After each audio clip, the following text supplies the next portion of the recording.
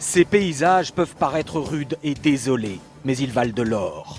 Avec ses grands espaces, ses côtes déchiquetées ou ses châteaux mystérieux, l'Écosse attire 15 millions de touristes par an, c'est 3 fois plus que sa propre population. Les autorités ont aussi diffusé ce film publicitaire pour allécher les réalisateurs d'Hollywood et ça marche.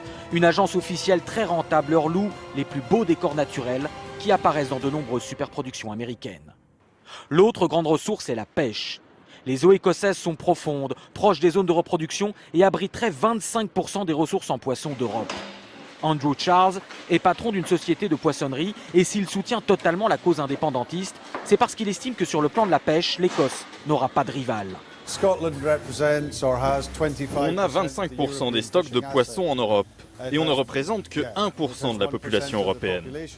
Alors si on gère bien cette richesse, ça peut être un atout fantastique pour l'économie écossaise. La plus grande richesse entre toutes se situe aussi au fond de la mer, le pétrole. 60% des réserves de l'Union européenne sont là.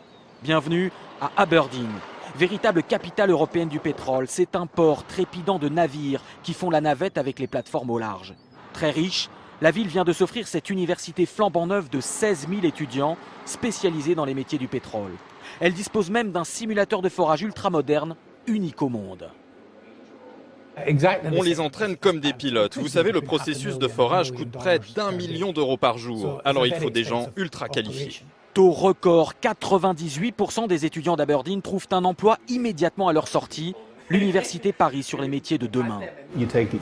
Jusqu'à présent, on a exploité les réserves de pétrole les plus faciles d'accès.